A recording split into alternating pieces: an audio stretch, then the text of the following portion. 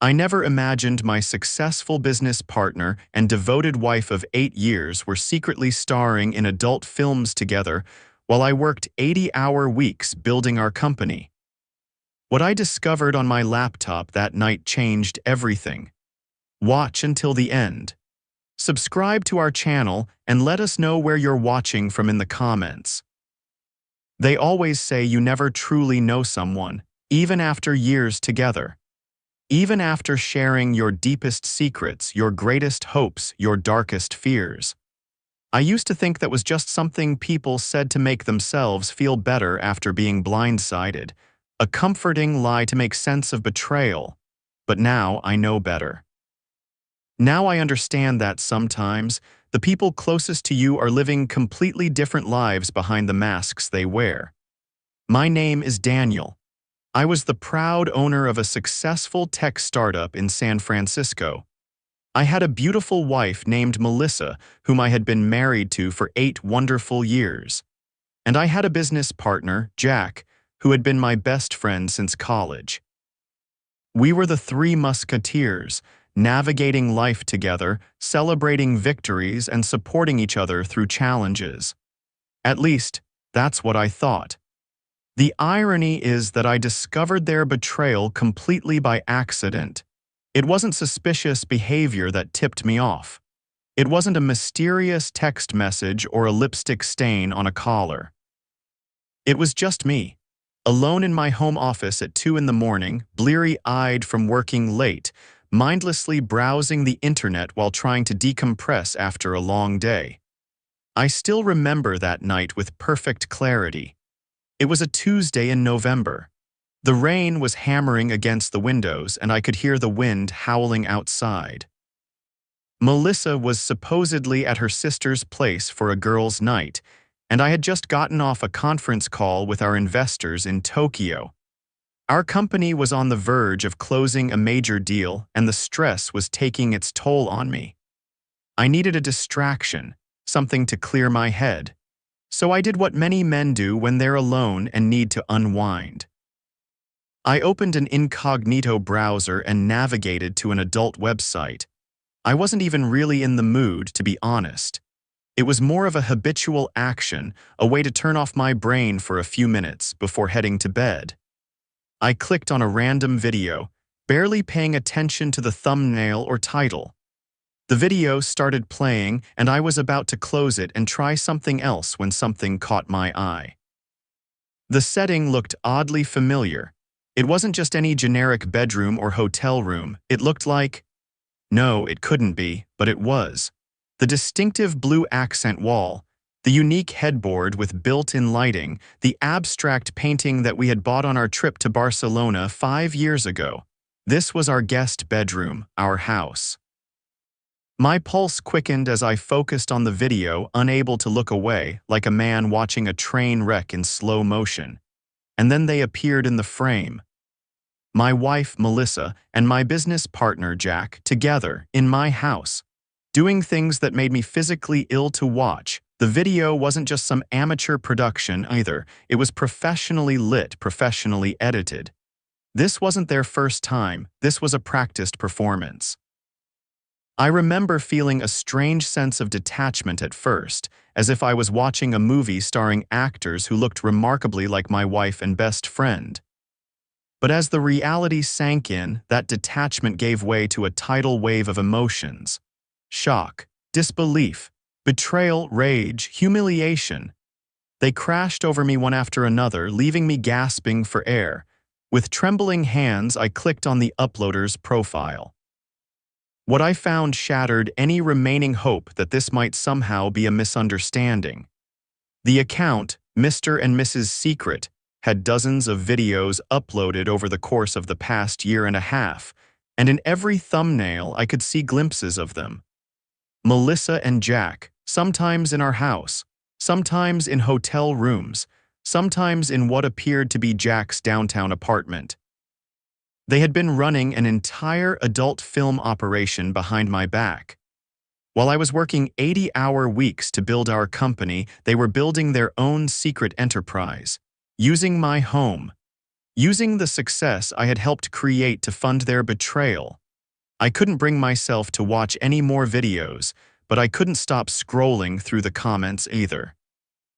Hundreds of strangers commenting on my wife's body, on their performances, requesting specific scenarios for future videos. It was a special kind of hell, discovering not only that the two people you trust most in the world have betrayed you, but that they've broadcast that betrayal for the entire world to see. I closed the laptop and sat in the dark, my mind racing, trying to piece together the signs I must have missed. The late-night work sessions between Melissa and Jack, the weekends when Melissa would visit her sister, the unexplained income that Melissa attributed to her consulting work. It all made a horrible kind of sense now. I didn't confront them immediately. A strange calm came over me as I formulated a plan. They had been careful, meticulous in their deception. I would be equally methodical in my response. The next morning, I called my lawyer before the sun had even risen. I explained the situation in clinical terms, as if discussing a business problem rather than the implosion of my personal life. She advised me to gather evidence before confronting them, so that's what I did. I hired a private investigator to document their activities. I had our home swept for hidden cameras and recording devices that they might have installed for their productions. I downloaded every video from their account and backed them up on multiple secure drives. And most importantly, I began quietly disentangling our finances and business interests. For 2 excruciating weeks, I maintained a facade of normalcy. I went to work. I smiled at Jack during our meetings.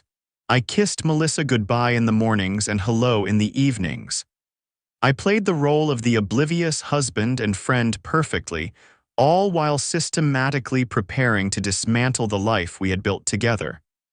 The hardest part was sleeping next to her every night, knowing where she had been, what she had done. Sometimes I would lie awake, staring at the ceiling, wondering if she ever felt guilt. If she ever looked at me and felt a twinge of remorse for the double life she was leading. But if she did, she never showed it. She was the perfect actress, both on camera and off. During those 2 weeks, I discovered even more than I had initially feared. Their adult film venture was just the tip of the iceberg. The private investigator uncovered evidence that Jack had been siphoning company funds to finance their side business. Melissa had been using her access to our home office to steal proprietary information, which they were using to develop a competing product. They weren't just betraying me emotionally. They were actively working to destroy everything I had built. The revelation should have devastated me, but instead it hardened my resolve. This wasn't just about a cheating wife and a backstabbing friend anymore. This was about protecting what was rightfully mine. Finally, after gathering all the evidence I needed, I was ready to confront them. I chose a Friday evening, knowing they had plans to meet at Jack's apartment. According to the private investigator, this was one of their regular filming nights. I had my lawyer prepare all the necessary paperwork. Divorce papers for Melissa. A lawsuit against Jack for embezzlement and intellectual property theft. A forensic accounting report detailing exactly how much money they had stolen from the company.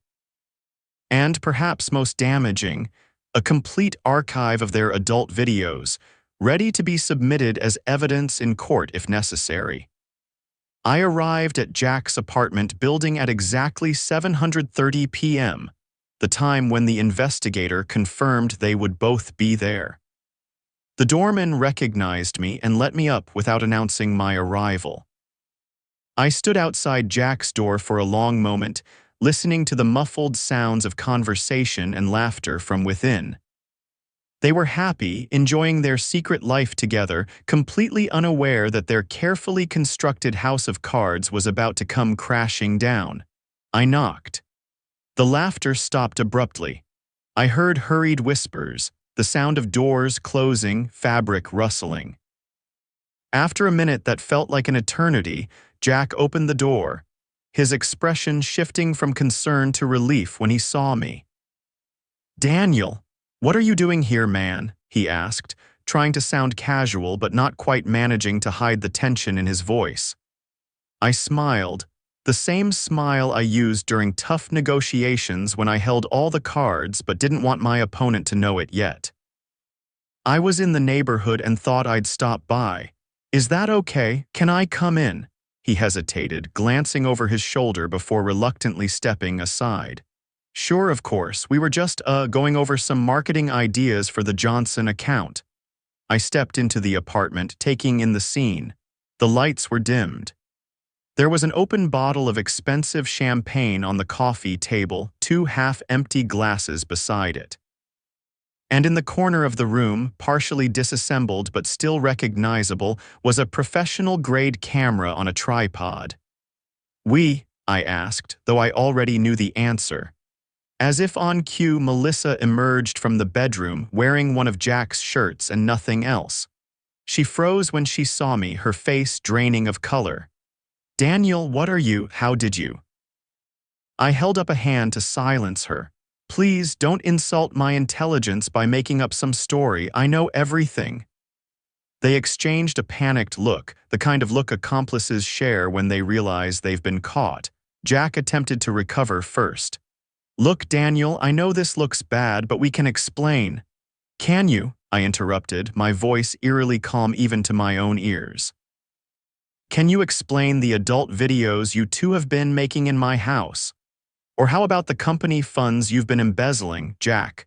Or perhaps, Melissa, you'd like to explain how you've been stealing proprietary information to develop a competing product?" Their expressions confirmed everything. They hadn't expected me to know the full extent of their betrayal. They had underestimated me, assumed I was too trusting, too focused on building the business to notice their schemes. "How long have you known?" Melissa whispered, not denying any of it. "Long enough," I replied. "Long enough to gather all the evidence I need, long enough to protect myself and everything I've worked for." I reached into my briefcase and pulled out 3 envelopes. I handed the first to Melissa. "Divorce papers. I'm giving you 48 hours to move your things out of my house. Anything left after that will be considered abandoned property and disposed of accordingly." Her hands trembled as she took the envelope. "Daniel, please, we can talk about this." I ignored her and turned to Jack, handing him the second envelope. "A lawsuit for embezzlement, theft of intellectual property, and breach of fiduciary duty.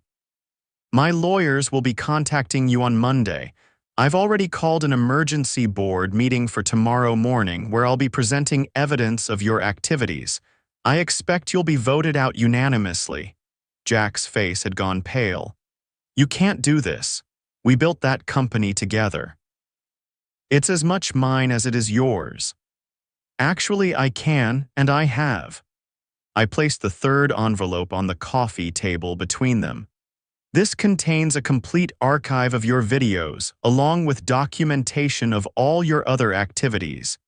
In case either of you is considering fighting this, you should know that copies have been secured with my lawyer, my accountant, and in a safety deposit box. If this goes to court, everything becomes public record. Every video, every comment, every penny you stole." The threat hung in the air between us. They knew what it meant. In our industry, in our social circles, a scandal like this would be devastating. They would be pariahs, unemployable, possibly even facing criminal charges. "You wouldn't," Melissa said, but there was no conviction in her voice. She knew I would. "I already have," I replied. "The only question is whether this stays between us or whether it becomes headline news. That's entirely up to you." I turned to leave, having said everything I needed to say. As I reached the door, Jack called after me, his voice breaking. "Daniel, wait. We can work something out, a settlement, whatever you want." I paused, my hand on the doorknob. What I wanted was a faithful wife and an honest business partner. Since that's not possible, I'll settle for never having to see either of you again. And with that, I walked out, closing the door on that chapter of my life. The aftermath was surprisingly anticlimactic. Melissa moved out the next day, taking only her personal belongings and leaving behind everything we had bought together. She didn't contest the divorce or the division of assets. In fact, she signed everything without a word of protest. Jack was voted out of the company by a unanimous board decision, just as I had predicted. The evidence of his embezzlement was too overwhelming to ignore. He tried to start a competing business, but word had spread in our industry that he was untrustworthy. No investors would touch him. No clients would sign with him. As for their adult film venture, it disappeared overnight. The account was deleted, the videos removed. But the internet never truly forgets. Screenshots and saved videos continued to circulate, haunting them long after they had tried to erase their digital footprint. I threw myself into my work, using the betrayal as fuel to drive the company to new heights. Within a year, we had doubled our valuation and expanded into 3 new markets.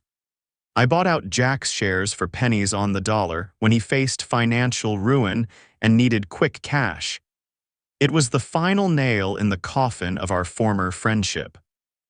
Melissa attempted to reconcile several times in the months that followed. She would call late at night, her voice thick with tears, begging for another chance. She claimed that Jack had manipulated her, that she had been unhappy in our marriage but didn't know how to express it, that the adult films had been a misguided attempt to feel desired and appreciated. I never engaged with her excuses. I simply reminded her of the terms of our divorce agreement and ended the call. The truth is, I didn't hate either of them. Hate requires emotional investment, and I had none left to give. What I felt was something closer to pity. Pity that they had thrown away something real and valuable for something so hollow. Pity that they had mistaken my trust for weakness.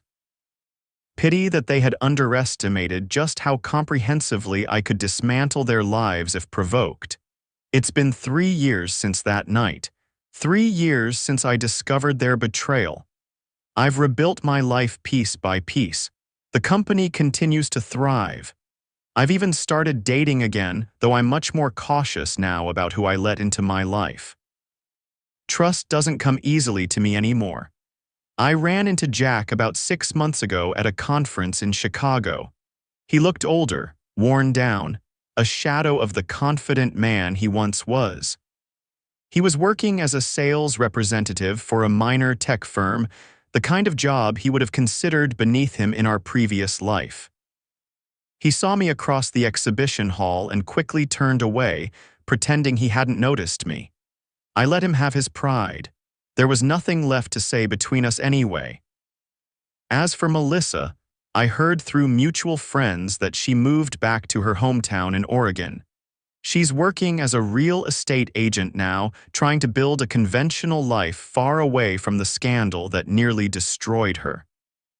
Sometimes I wonder if she ever thinks about what she lost, if she regrets the choices she made. But those thoughts come less frequently now. The guest bedroom where they filmed many of their videos has been completely renovated. The blue accent wall is gone, replaced with a warm neutral tone. The headboard has been replaced. The painting from Barcelona has been donated to charity. There are no physical reminders of them left in my home. People often ask me how I managed to get through such a devastating betrayal without falling apart. The truth is, I did fall apart, just not in the way they expected. I fell apart privately, behind closed doors, in the quiet hours of the night when there was no one around to witness my pain. But in public, I remained composed, focused, determined to not let their betrayal define the rest of my life. There's a strange kind of freedom that comes with having your worst fears realized.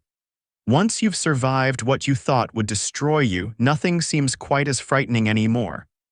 I've become more bold in my business decisions, more honest in my personal relationships, more authentic in how I live my life.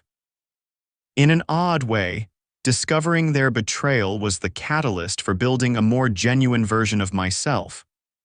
I still think about that rainy night sometimes when fate or coincidence or whatever you want to call it led me to discover their secret. If I had chosen another website, clicked on another video, gone to bed earlier, or worked later, how long would their deception have continued? How much more damage could they have done? It's a sobering thought, but I try not to dwell on what might have been. Instead, I focus on what is and what could be. The past is written unchangeable. The future is still a blank page waiting to be filled. And this time, I'm much more careful about who I allow to write on that page with me. The strongest steel is forged in the hottest fire, they say. I don't know if I'm stronger now, but I'm certainly different. More cautious, yes. More guarded, absolutely. But also more aware of my own resilience, my own capacity to rebuild from ashes. If there's a lesson in all of this, perhaps it's that we should never become so comfortable in our relationships that we take them for granted. That we should never assume that the people we trust are incapable of betrayal. Not in a paranoid way, but in a realistic one. People are complex, flawed, capable of tremendous love and devastating betrayal, often at the same time. I've made peace with what happened. Not because I've forgiven them, I haven't. But because holding on to anger and resentment only gave them continued power over my life, and they had already taken enough. Letting go was not about them. It was about me, about reclaiming my life and my future. Sometimes I wonder what would have happened if they had just been honest from the beginning. If Melissa had told me she was unhappy. If Jack had admitted he had feelings for my wife. If they had approached their desires and dissatisfactions with integrity rather than deception. Could we have found a different outcome? A more honest one, even if it still meant the end of my marriage and friendship? I'll never know. And that's okay. Because the reality is, people who are capable of the kind of elaborate, prolonged deception they engaged in would never have chosen honesty. It wasn't in their nature. And accepting that truth was the first step toward healing. The last I heard, their relationship didn't survive either. Without the thrill of the forbidden, without the excitement of their secret double life, they discovered they didn't actually have much in common. Or perhaps the foundation of betrayal wasn't strong enough to build anything lasting upon. Either way, they parted ways less than a year after I discovered their secret. There are days when I still feel the sting of their betrayal, when a random memory will surface and catch me off guard. The three of us celebrating the first major contract our company landed. Melissa and I discussing having children one day.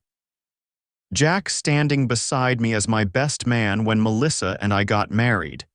These memories have been forever tainted, recontextualized by what came after. But those days are becoming fewer and further between. Time doesn't heal all wounds, not completely. But it does dull the pain, create distance between who you were and who you are now. I've learned to trust again, gradually and cautiously. I've built new friendships, formed new business partnerships, even opened myself to the possibility of a new relationship. But I do so with my eyes wide open, aware that trust must be earned continuously, not given blindly. Would I change what happened if I could? It's a question I've asked myself many times. On one hand, the pain of their betrayal was almost unbearable. On the other hand, it led me to where I am now. A more successful business, a more authentic life, a deeper understanding of myself and others. Perhaps the most unexpected outcome of all this is that I've become more compassionate, not toward them specifically, but in general. Because I understand now how easily people can lose their way, how one small compromise can lead to another and another until you're living a life you never intended. I understand the capacity we all have for self-deception, for justifying our worst actions, for convincing ourselves that we're still good people despite the harm we cause. This understanding hasn't made me more vulnerable to manipulation. If anything, it's made me more perceptive, better able to recognize the subtle signs of dishonesty and deceit. But it has made me slower to judge others, more willing to consider the complicated tapestry of motivations and circumstances that lead people to make the choices they do. In the end, discovering my wife and business partner's secret adult film operation wasn't just a painful revelation of betrayal. It was the beginning of a different life, one with higher walls but also wider horizons. One with fewer people but deeper connections. One with more caution but also more authenticity. And if given the choice between the comfortable illusion I was living before and the sometimes difficult reality I inhabit now, I would choose reality every time. Because no matter how beautiful a lie might be, it's still a lie. And the truth, no matter how painful, is always preferable to a life built on deception. So that's my story. Not a happy one, perhaps, but not a tragedy either. Just a human story about trust, betrayal, and the long, complicated process of rebuilding. If there's anything to be gained from my experience, let it be this. Trust but verify, love but don't lose yourself. And remember that sometimes the most painful endings lead to the most authentic beginnings. As for Melissa and Jack, I hope they found whatever they were looking for. Not because I wish them well, but because I no longer wish them anything at all. They're characters in a previous chapter of my life, one that I've read, understood, and finally closed. The pages ahead are blank, waiting to be filled with new stories, new characters, new possibilities. And this time, I'm the one holding the pen.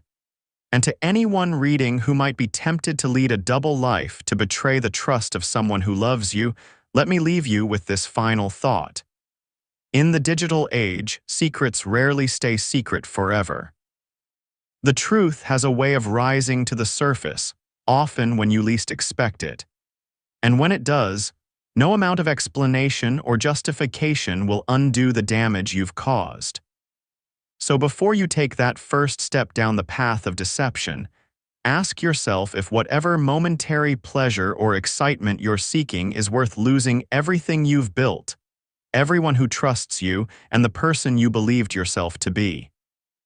Ask yourself if you're prepared for the day when the mask slips and the world sees who you truly are. Because that day will come. It always does. And when it does, you'll discover, as my wife and business partner did, that the consequences of betrayal last long after the thrill of deception has faded away.